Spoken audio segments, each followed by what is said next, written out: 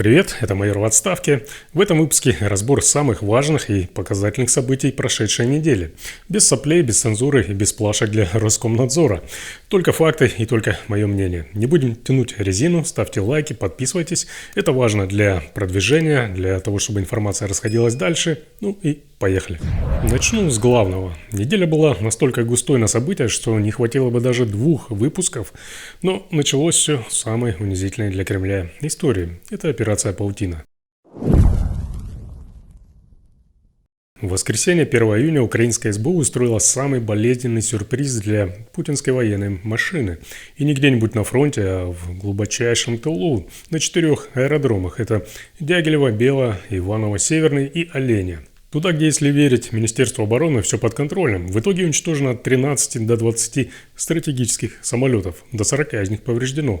В том числе антиквариат, это Ту-95, Ту-22М3, пара всевидящих А-50. Теперь эти глаза видят только обугленный бетон под собой, даже покрышки им не помогли. Для атаки использовались дешевые, но умные дроны с искусственным интеллектом, натасканные на советских экспонатах из музея в Полтаве.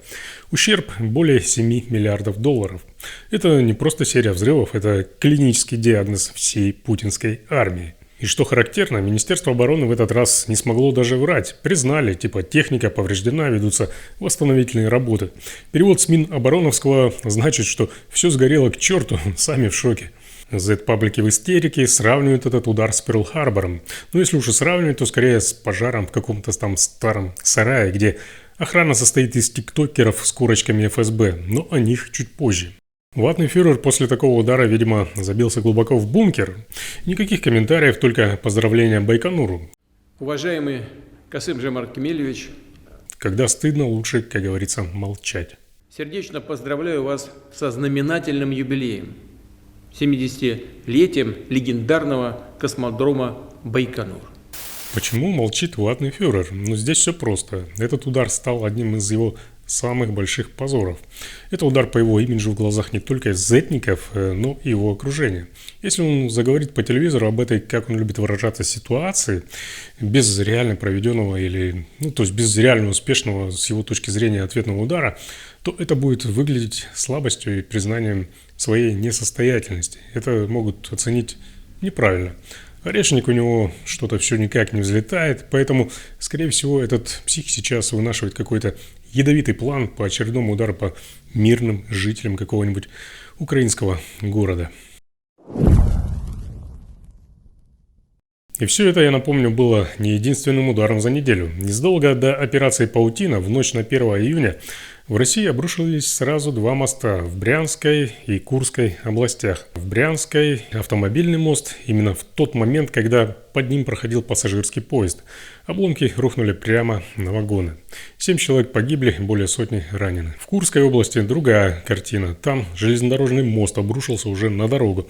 К счастью, без погибших, но сценарий слишком похож, чтобы не вызывать вопросов. Изначально поступали противоречивые сообщения. То СК рапортует, что это был подрыв, то удаляет свое сообщение и пишет про обрушение.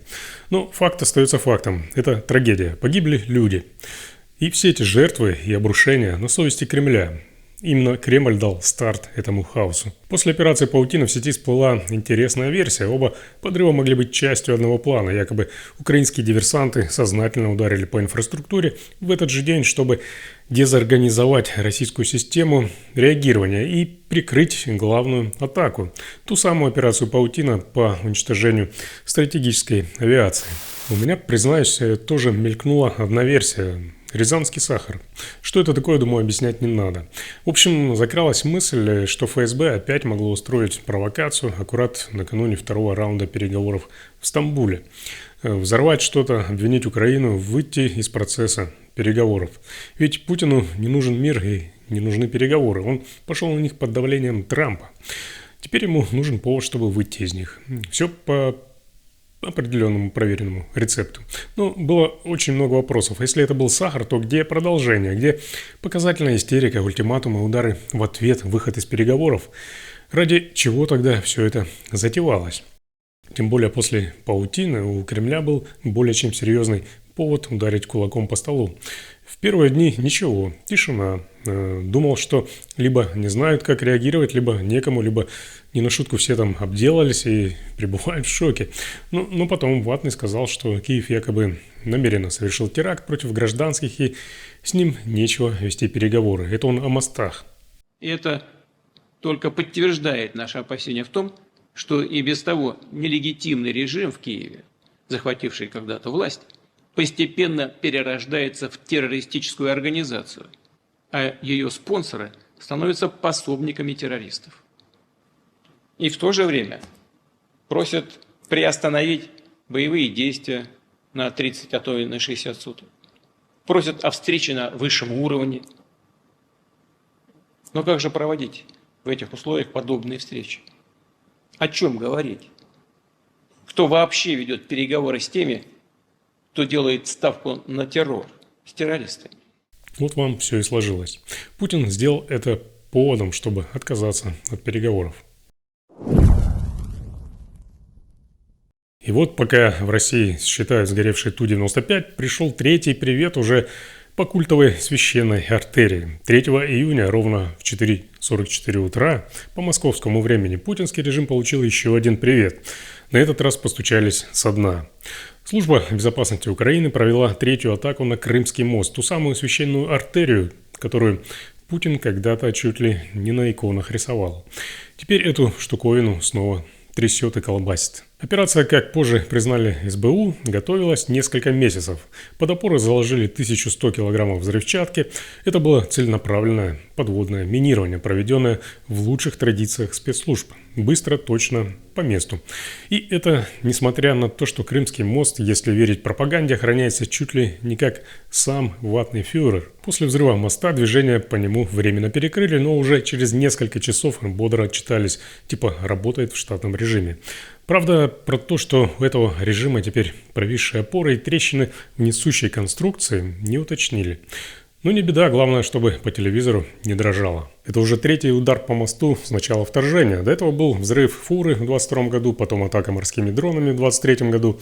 Казалось бы, после второго раза можно было что-то придумать с защитой, но, видимо, все специалисты заняты либо строительством каких-то там заборов в Белгороде, либо установкой очередной лепнины в путинских покоях. Официальный Киев говорит прямо: мост – это законная военная цель, потому что по нему идет снабжение тех, кто ежедневно убивает украинцев.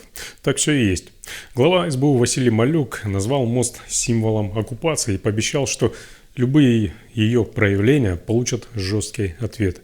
Похоже, это был еще не самый жесткий. Путин мечтает, чтобы мир замер, чтобы Украина устала, чтобы Запад занялся своими делами, своими выборами, а сам тем временем будет продолжать войну по привычке. Но атака на Крымский мост и операция «Паутина» показывают, Украина не просто не устала. Она стала точнее, изобретательнее и злее. Потому что когда у тебя отняли землю, убили близких, стерли с лица земли целые города, злость перестает быть просто эмоцией. Она становится двигателем. Так что да, мост снова треснул. А вместе с ним и легенда о неуязвимости всего, к чему прикасается Путин. Думаю, дальше будет больше. Пока российские бомбардировщики нагорали ярким пламенем под ударами украинских дронов, в цифровом пространстве шла своя война. И на этом фоне великий русский ВПК снова огреб по полной. Украинская разведка в среду провела, пожалуй, самую болезненную кибератаку последних месяцев. Они взломали КБ Туполев, где проектируют и обслуживают ту самую стратегическую авиацию, которой так гордится Кремль, ну и, разумеется, сам Путин. Вытащили почти 4,5 гигабайта документов. Это технические данные, личные переписки сотрудников, имеется в виду, внутренние инструкции. Для полноты картины на сайте разместили логотип совы ГУР, сжимающий в когтях российский самолет. Символично, ярко и по делу. Теперь все секреты российских летающих мамонтов, от схем до списков зарплат, доступны ГУР. Российские айтишники и силовики, которые их курируют, снова в главных ролях анекдотов. Почти все это было не просто цепочкой унижений Кремля, это стало спусковым крючком для новой волны мести. На этой неделе Россия продолжила свои террористические атаки на Украину. Прежде чем посыпались мосты и загорелись аэродромы, в общем, до всей этой паутины в ночь на 1 июня Россия нанесла очередной свой массированный удар по Украине. По данным украинских властей, было запущено 472 дрона типа «Шахед» и 7 ракет, включая баллистические и крылатые. Основные цели – это Киев, Харьков, Николаев, Кривой Рог, Днепр. Украинское ПВО сбило 385 целей, но некоторые прорвались. В Черкасской области ракета поразила учебный центр ВСУ, погибло 12 военнослужащих, более 60 ранены. В Киеве обломки дронов повредили жилые дома, есть раненые. Это стало одной из самых массированных атак за последнее время. По данным западной разведки, Россия нарастила темпы производства «Шахедов» на территории Татарстана и значительно увеличила темпы выпуска ракет. Все просто. Чем больше дронов, тем больше тел погибших. Возможности Путина расширились, возможностей убивать у него стало куда больше. Минобороны РФ заявила, что удары были нанесены по центрам принятия решений. Но в этих центрах снова оказались спальни, кухни, школы и жилые квартиры. В переводе с Минобороновского это значит, как обычно, бьем по мирным. В ночь на 5 июня Россия вновь атаковала Украину. Прилуки, Харьков. Ночь, как обычно, не для сна. В Прилуках прилет по жилому дому. В эпицентре удара обычная семья, годовалый ребенок, его мать полицейская и бабушка. Все трое погибли на месте. Еще погибли 2 взрослых.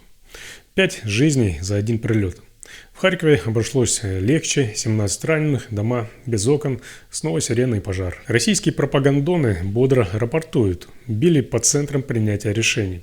Вот только в этих центрах, опять скажу, оказались кухни, детские и спальни. Особый цинизм ситуации придает тот факт, что ровно накануне был очередной звонок между сладкой парочкой Трамп и Путин. Обсуждали мир, поиски компромиссов, перемирие к осени. Какой мир, какое перемирие? У Путина все просто. Он будет убивать детей, женщин, стариков по ночам, чтобы доказать кому-то, что он чего-то там может. В ночь на 6 июня Россия устроила в Украине еще одну из самых массированных атак за всю войну. По городам прилетело 407 дронов и 44 ракеты разных типов. В Кремле снова решили поиграть в царя горы, разозлившись из-за унижения на аэродромах. Ведь у Путина на провал всегда один ответ – убивать еще больше мирных жителей. В Киеве 4 погибших, из них 3 спасателей, 20 раненых. Поврежденные жилые дома, выведенные из строя метро, железная дорога, 2000 квартир остались без света. В Луцке 15 раненых, разрушена многоэтажка, пострадали школы и административные здания. Тернополь, удары по промышленным объектам, снова ранения среди спасателей. Львовская область, очередной прилет по производству, перебои с электричеством. Чернигов, пострадала критическая инфраструктура, разрушены верхние этажи домов. И все это якобы по центрам принятия решений. Как всегда, настоящие центры – это кухни, спальни, детские. Я в очередной раз это напоминаю. Понятно, что цель одна – это сеять страх, мстить за сгоревшие Ту-95, а заодно показать картинку решительности для своей уставшей публики. На Западе, как всегда, ограничились выражением озабоченности. Зеленский призывает к решительным шагам и напоминает, если вы продолжаете смотреть на это и молчать, значит, вы по факту соглашаетесь. Весьма правильный намек в сторону Трампа, у которого на этой неделе, кстати, случился срач с кое-кем, но об этом позже. На следующий день новая серия ударов, и теперь весь акцент на Харьков. В ночь на 7 июня, то есть сегодня, в субботу, режим Путина осуществил самую масштабную атаку по городу с начала войны. По данным украинских властей, Россия выпустила 53 «Шахеда», 4 управляемые авиабомбы и ракету. Все удары были направлены исключительно по мирным объектам. В результате повреждены 18 многоэтажек и 13 частных домов, 3 погибших, 17 ранены, среди них дети. И все это, я напомню, исключительно по жилой застройке, по тем, кто ночью просто спал в своих квартирах.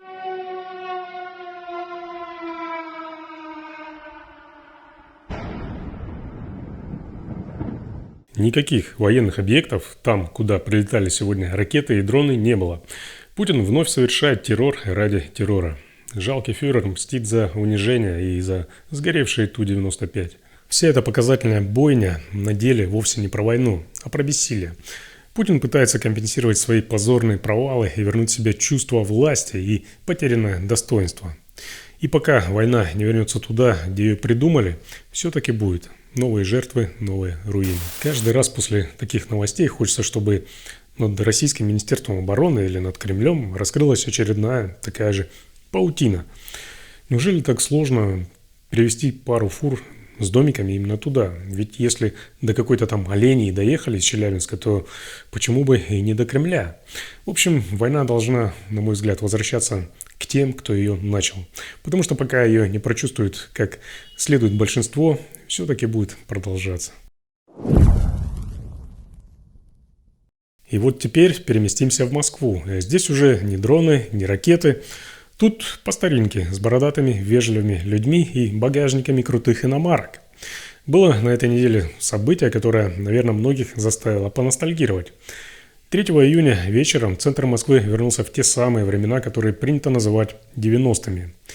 На Ярославском вокзале несколько накачанных бородатых мужчин с явным дефицитом интеллекта, по приметам, кстати, похожих на тех самых тиктокеров, о которых вы все знаете, в гражданке, хватают блогера Олега Щепихина, тащат его через весь зал и запихивают в багажник черного «Мерседес» с мигалками и номерами АМР. Щепихин кричит, что это не полиция, просит помощи, но прохожие просто снимают видео.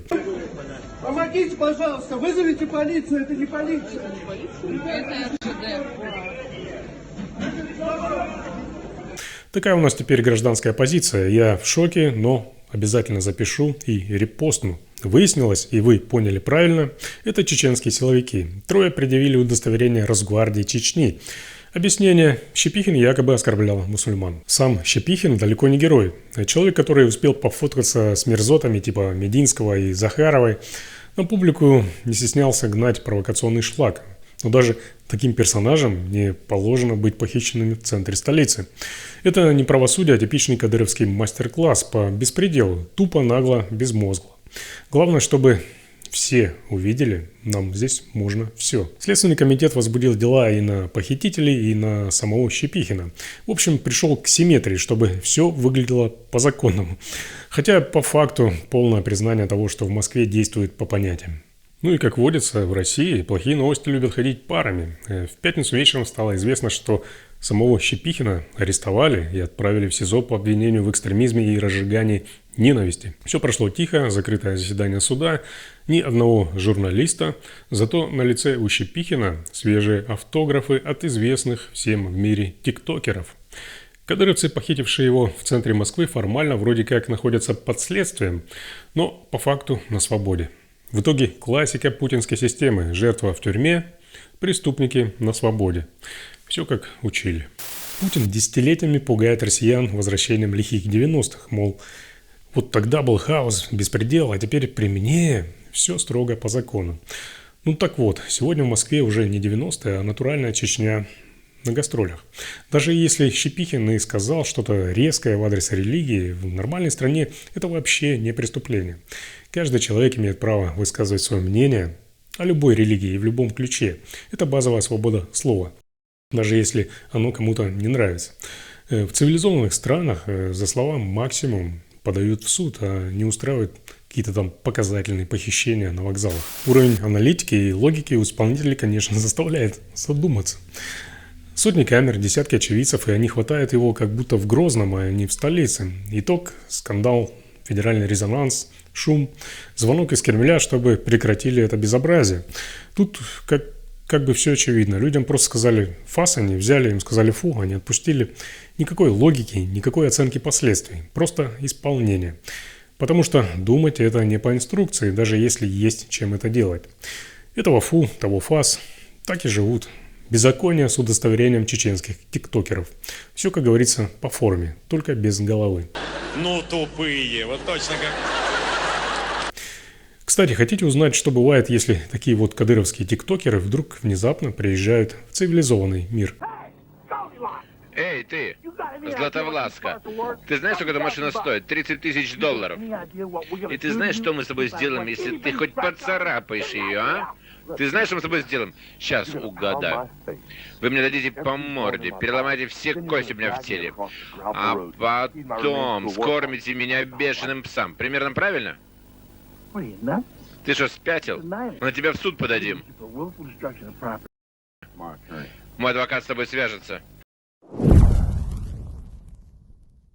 Еще одно важное событие недели – жесткий публичный срач между Илоном Маском и Дональдом Трампом.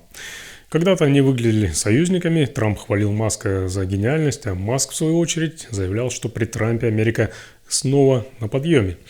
Но сейчас все. Маск и Трамп, похоже, пошли в разнос. Началось все с интервью Трампа, в котором он осторожно, но обиженно заявил: Я очень разочарован в Илоне. Я ему помогал. Ответ Маска не заставил себя ждать. В Твиттере он написал: без меня он бы проиграл выборы. Такая неблагодарность, но дальше все перешло уже в другую плоскость. Самый богатый человек в мире пошел ва-банк. Маск опубликовал пост, в котором прямо заявил: Дональд Трамп есть в файлах Эпштейна. Вот почему они до сих пор не обнародованы. Отметьте этот пост, правда всплывет. Так написал Маск. Иными словами, Маск обвинил Трампа в причастности к делу Джеффри Эпштейна. Прямо на весь мир. Контекст понятен. Эпштейн – миллиардер и сутенер, организовавший сеть педофильских развлечений элиты.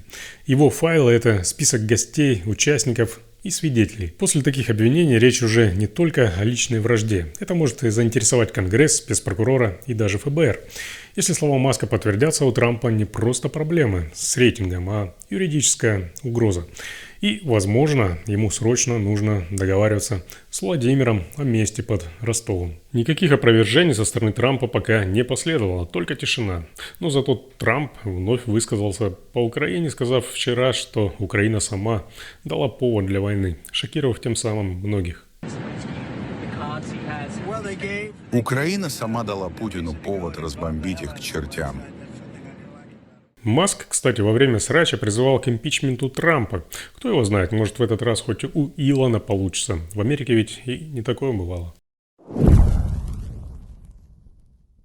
Ну и, разумеется, не могу не упомянуть про очередной раунд переговоров, который прошел в понедельник, 2 июня. Оставил их напоследок, слишком предсказуемое и унылое шоу, чтобы открывать им выпуск. На фоне тлеющих обломков стратегической авиации эти переговоры выглядели особенно жалко и формально. Россию снова представлял специально обученный для этого клоун Мединский, который, кажется, только и годится для участия в этом бесконечном фарсе. Формально поиск мира, по факту очередная демонстрация, как выглядит российская дипломатия в исполнении стареющей то ли мафии, то ли хунты. Кремль в очередной раз выкатывает требования, от которых даже у посредников глаза дергаются. Отдайте нам Донецк, Луганск, Херсон, Запорожье, признайте Крым российским, разоружитесь, ни в какие альянсы не вступайте, подпишитесь под нейтралитетом на века. В общем, сдайте все, освободите территорию и пообещайте вести себя хорошо. Украинская делегация ожидаемо посылает всех с этими хотелками туда, куда обычно посылают в таких случаях. Путин в ответ обижается, и чтобы не было скучно, ровно в это же время по Украине снова летят дроны и ракеты. Эти последние переговоры с Путиным – это как спорить с алкашом в подъезде. Бесполезно. Ты ему про реальность, а он тебе такой: а может, вы мне еще и квартиру отдадите? Итак, неделя показала все, что нужно знать о путинской стабильности. Когда не получается удержать ситуацию под контролем, начинает бомбить города, мстить детям. Пока российское руководство живет в мире собственных мифов и иллюзий, и также бредовых идей и хотелок, война продолжает возвращаться туда, где ее придумали. К сожалению, до центра принятия решения она пока не добралась, но все говорит о том, что однажды обязательно доберется. Спасибо, что досмотрели это видео до конца. Обязательно ждите новых, интересных и полезных выпусков. Для оперативной информации не забывайте подписываться на мой телеграм-канал, ссылка есть в описании. Информация там обновляется каждый день, и она там без цензуры. Ну и как всегда, ставьте лайки, делитесь этим видео и подписывайтесь на этот канал. Здесь вас никто не обманет.